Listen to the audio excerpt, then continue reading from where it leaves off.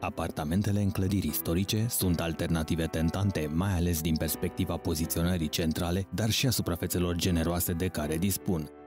Cu toate acestea, amenajarea acestui tip de locuințe poate fi o provocare atât din perspectiva legislativă, dar și a investițiilor necesare pentru aducerea lor în contemporan. Un astfel de apartament aflat în centrul Aradului, într-o clădire monument istoric care datează din 1907, a fost total transformat și recompartimentat. Apartamentul este amplasat într-o zonă destul de centrală a Aradului, aproape de teatru, iar din partea de dormitor se vede Catedrala Catolică. La intrarea în apartament avem în partea dreaptă o cameră care a fost destinată unei camere de dressing, foarte amplă și foarte bine compartimentată pentru fiecare zonă în parte.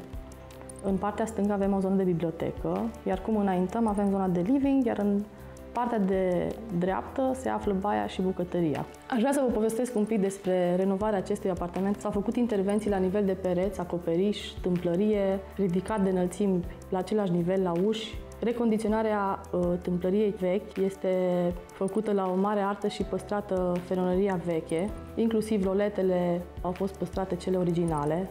Apartamentul dispune de 5 camere, iar investiția a fost una semnificativă. O bună parte din buget a mers către restaurarea elementelor originale ale clădirii, dar și în recompartimentarea și schimbarea instalației electrice. Pereții interiori au fost decopertați până la cărămidă, iar unii au fost refăcuți din cauza că erau făcuți din prefabricate de beton și flambau și erau foarte subțiri și nu puteam să susțină nicio piesă de mobilier sau un tablou sau o operă de artă cum avem noi în spatele nostru. O să vorbim și despre asta. Iar partea de horn, pentru a putea face un șemineu cu focar deschis, a fost refăcut și tavane și cozi de nisip dintre grinzi și refăcut parchet și șapă. Avem încălzire în pardosea. Efectiv, s-au lucrat la toată structura apartamentului pentru a putea fi recondiționat corect.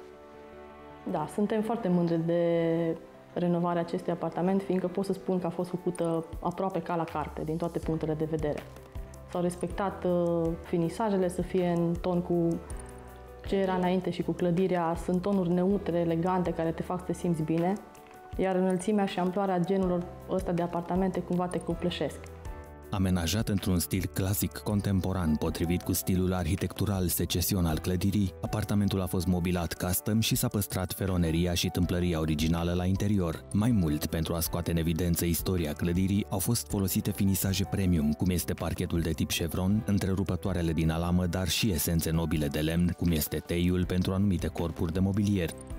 Pe partea de mobilier am folosit piese custom. Putem să începem cu biroul, la care am folosit lemn de tei și structura este realizată cu panel de lemn plus metal. Biroul la fel are o rozetă la CNC care întrăgește ansamblul biroului și le dă personalitate.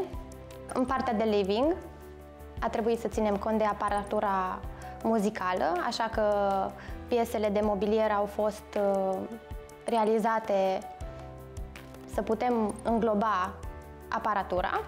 Inițial, locuința nu era prevăzută decât cu o singură baie și pentru că apartamentul avea o suprafață mare, a fost necesară crearea unei alte băi.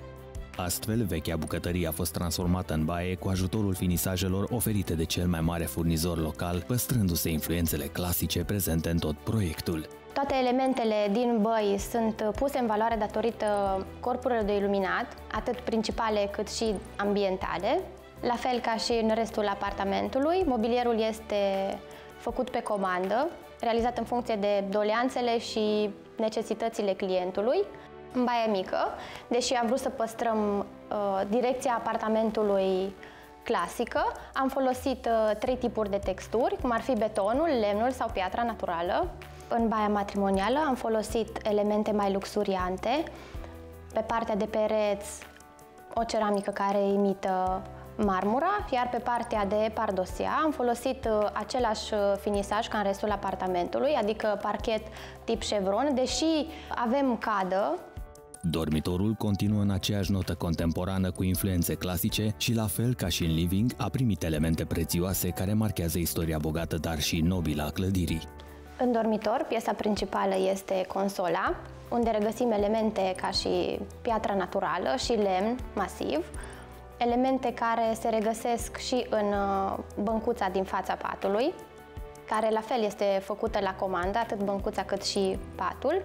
Este folosit același material textil atât pe banchetă cât și pe pat, iar noptierele sunt piese statement, unde am vrut să înlocuim noptiera clasică și să păstrăm aerul elegant al apartamentului. Sistemul de iluminat este o combinație de lumină ambientală și de accent și are atât rol funcțional cât și decorativ prin utilizarea candelabrelor statement. În bucătărie, designul vorbește în primul rând despre funcționalitate, astfel aici accentul a fost pus pe echipamente, făcând notă discordantă de restul apartamentului. Bucătăria, pot să spun că rupe ritmul apartamentului, deoarece s-a dorit ca această zonă să fie foarte tehnologizată și datorită electrocasnicelor am ajuns la rezultatul final de a fi o bucătărie atât elegantă, spațioasă, dar și funcțională. Proiectul de amenajare a presupus o atenție deosebită la detalii, în special la elementele originale ale clădirii, dar și la modul în care spațiul a fost adus în contemporan prin recompartimentare, dar și funcționalitate.